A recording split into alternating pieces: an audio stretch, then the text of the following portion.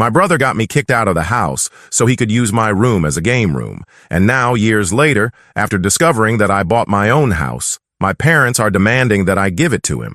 When I was younger, I lived with my mom, my stepdad, and my younger half-brother.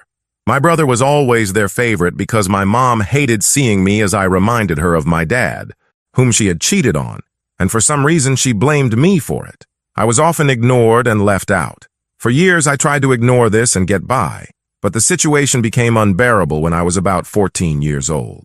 My brother was spoiled and always got what he wanted. He was really into video games, and over time, he started complaining that the house didn't have enough space for him to have his own game room, something he had seen somewhere and now wanted. My parents then started hinting that I should leave the house so my brother could use my room as his game room. At first, I thought they were joking since they often told me to leave the house and that my presence there was useless. But then I realized they were serious. They began pressuring me to leave, saying that I was practically an adult and it was time to move on. I told them that I wasn't even old enough to have a job yet, had nowhere to go, and was far from being an adult. But as time passed, they decided it was time for me to go. And one day I came home from school to find all my belongings thrown on the sidewalk. It was incredibly tough. I had to go from shelter to shelter until an angel appeared and adopted me. She was a police officer who lived near the shelter where I stayed the most, and we got to know each other. A few months later, she took me to live with her and eventually adopted me.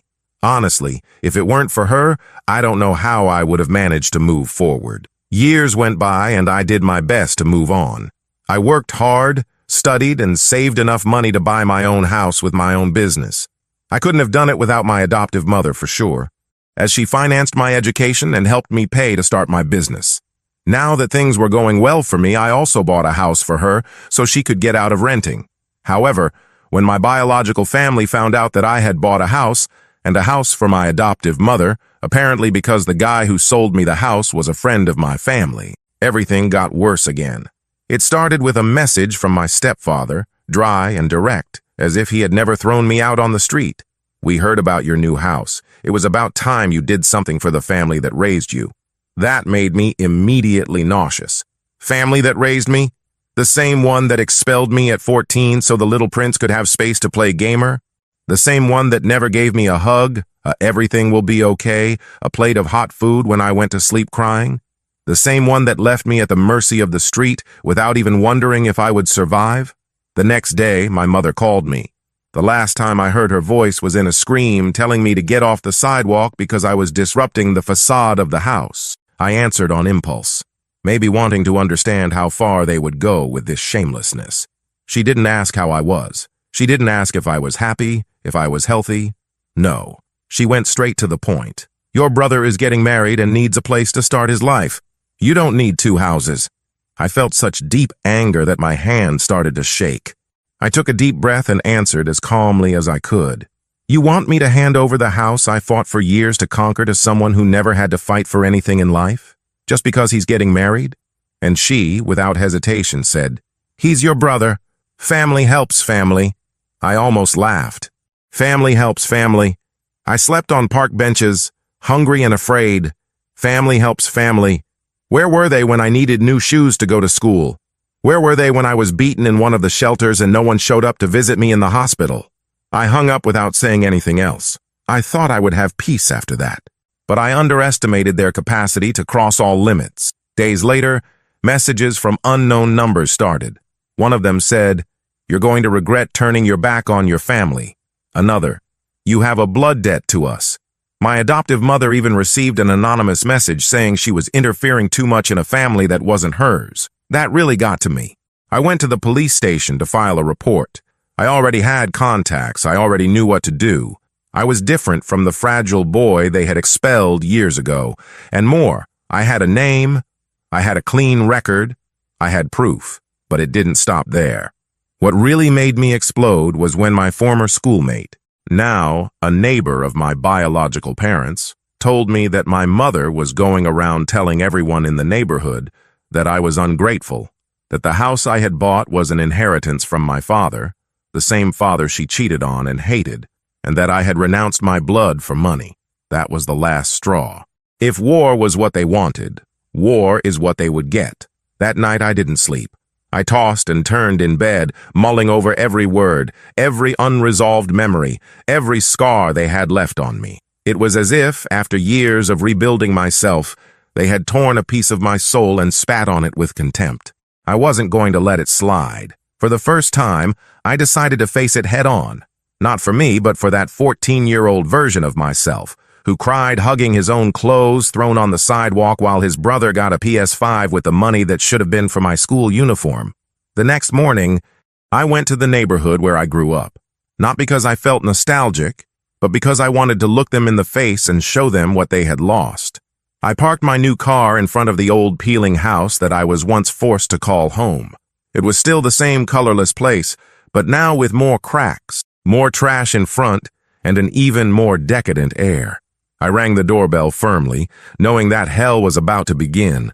The one who opened the door was my brother, now in his early 20s with a beer belly that didn't match his age, and the same spoiled look as always. When he saw me, his eyes widened and he tried to force a cynical smile.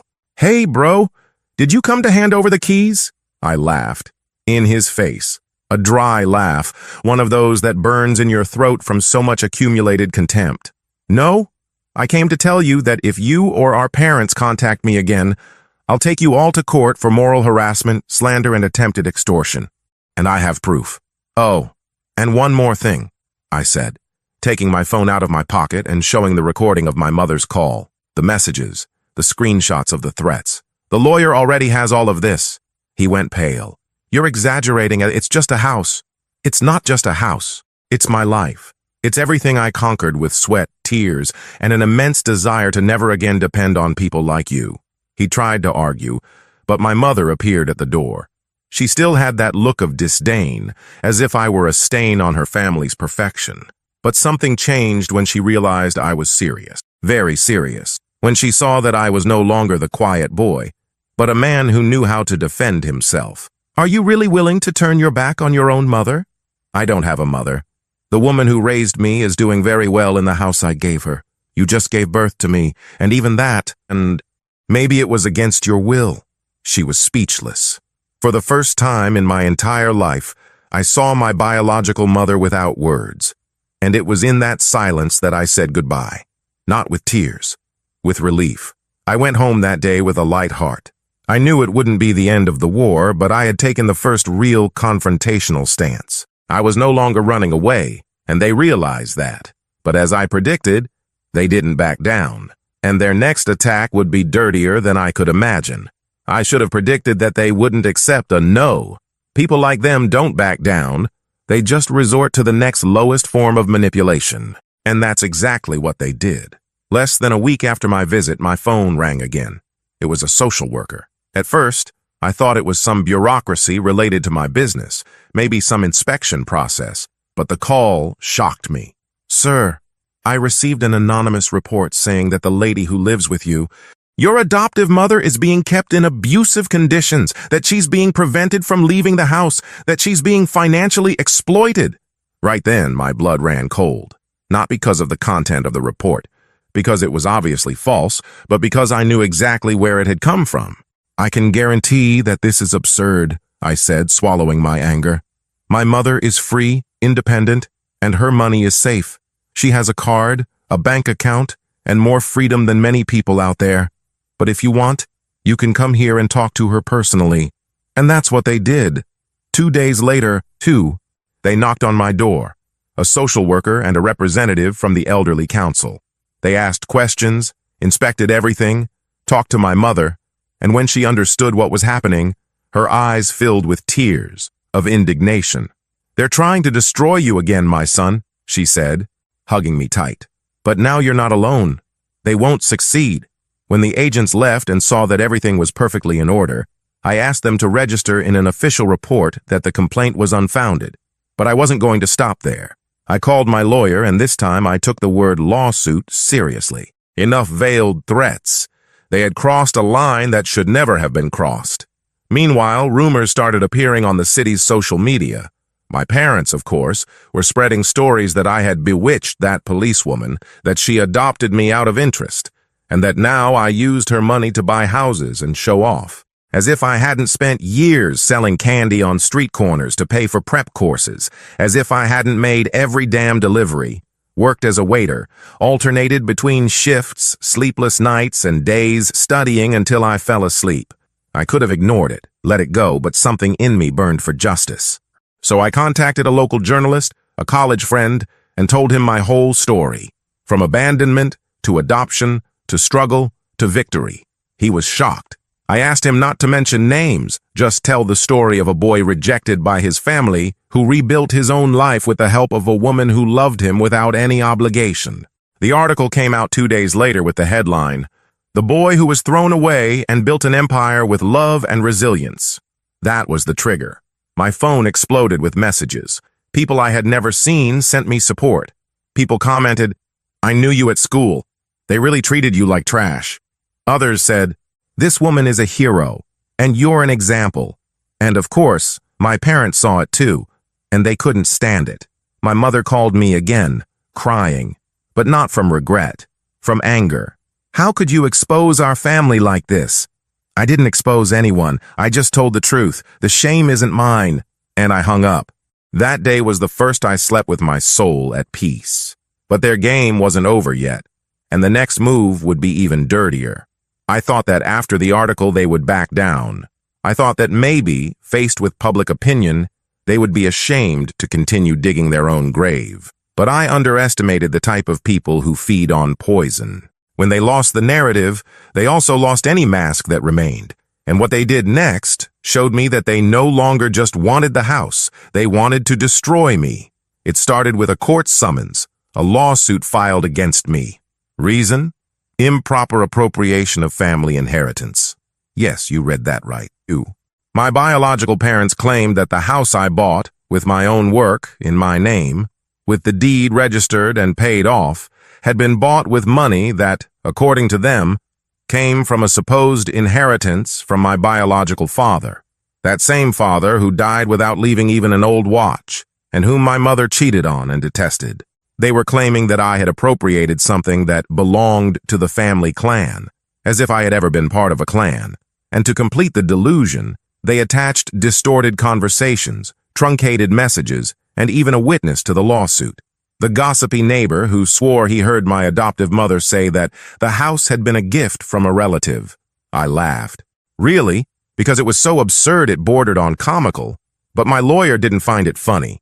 He explained to me that even though it was a case without legal basis, the lawsuit could hinder me, block transactions, damage my name in the market, create friction with clients, and more. They were trying to use justice as a weapon of revenge. That's when I understood. This wasn't just about a house. It was personal. They couldn't stand seeing me win.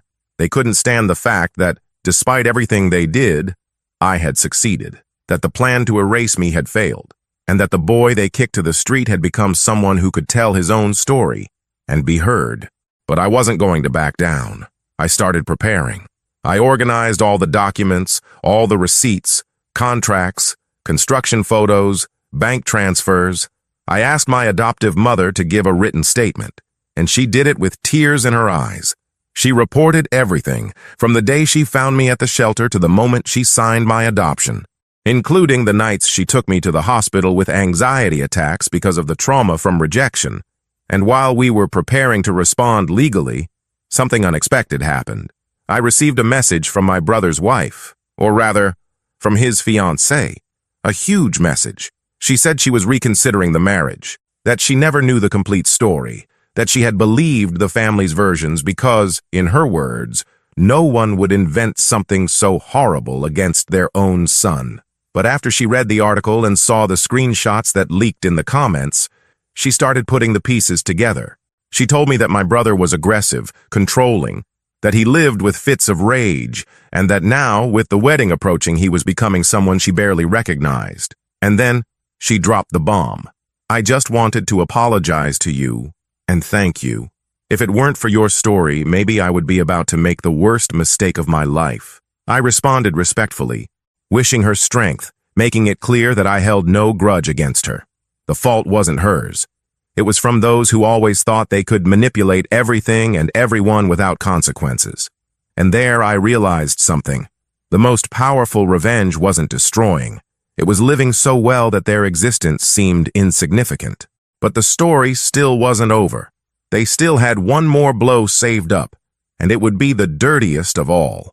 I thought I had already seen everything coming from them, but the final blow was so dirty, so low, that for a moment I felt like that 14-year-old boy again, standing on the sidewalk with a torn backpack, trying to understand how someone can be so cruel to their own blood.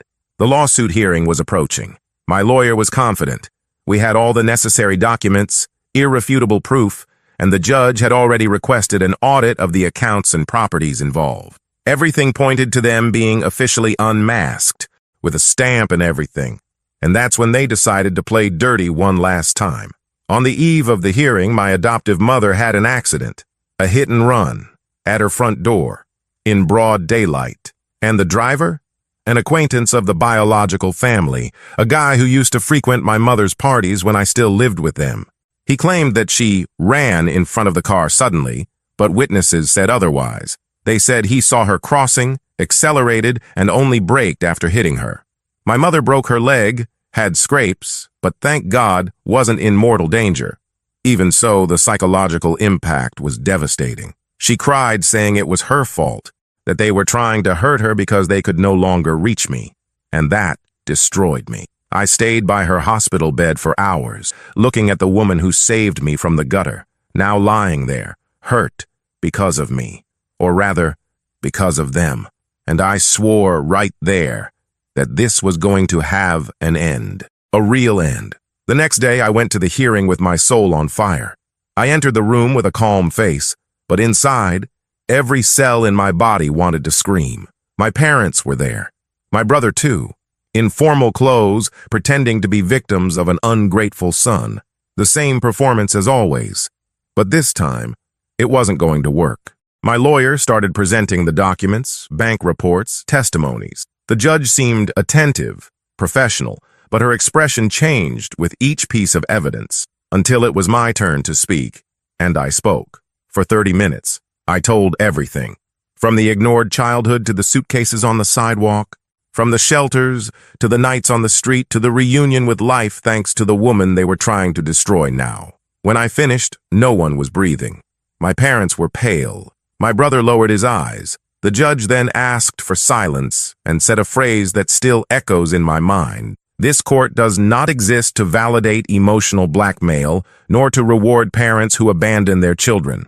Case dismissed with prejudice to the plaintiffs. And furthermore, given the evidence presented, I recommend to the prosecutor's office the opening of an investigation for false accusation, false testimony, and attempted fraud. I won. But more than that, they lost. Lost in front of everyone.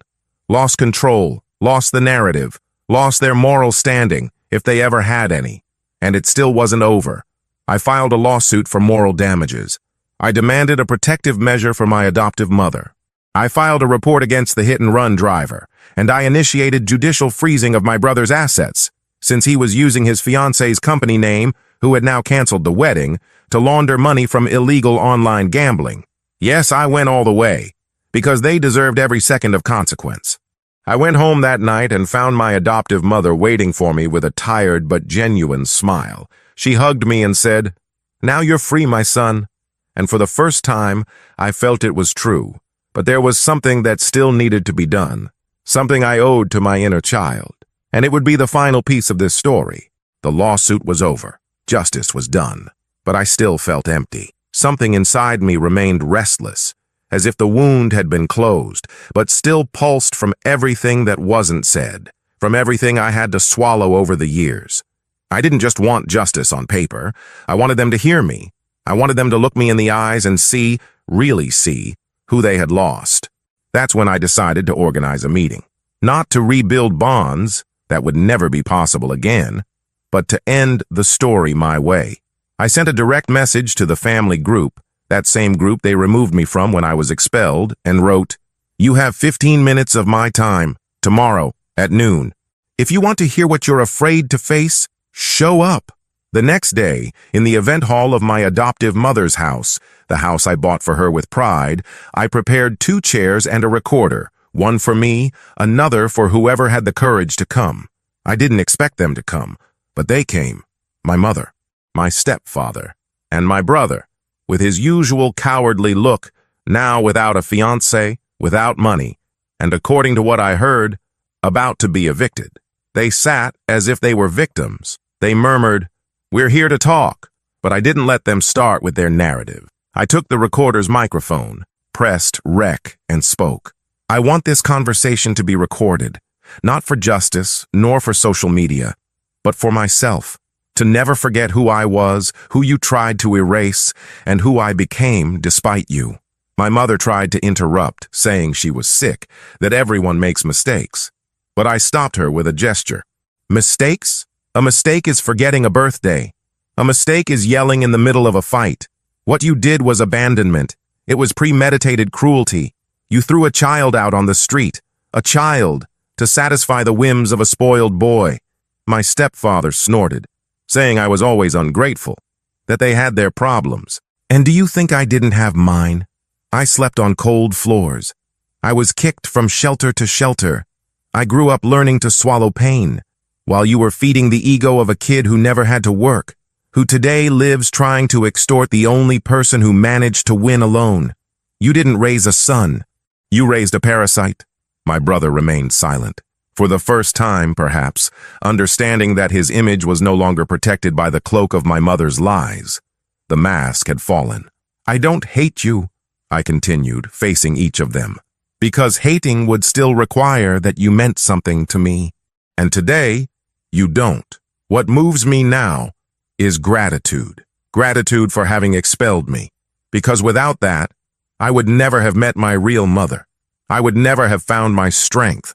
And I would never have learned that family isn't blood. Family is who lifts you up when everyone turns their backs. I stood up, pressed stop on the recorder, and finished. Now yes, I'm free. They said nothing. They couldn't. And I left, without looking back. Months later, I received a notification that my biological mother had applied for social assistance. The damages lawsuit continued, and their lives crumbled. But I felt no pleasure in that. I felt peace, because now I knew who I was. I knew what I had conquered. And above all, I knew that my story was one of victory, not revenge. Today, I give lectures on overcoming adversity. My company grew, and my adoptive mother, my real mother, lives with me, full of health, surrounded by friends who treat her like the queen she is. And every time I look in the mirror, I see not only the reflection of someone who won, but the calm gaze of someone who went to hell and came back building bridges.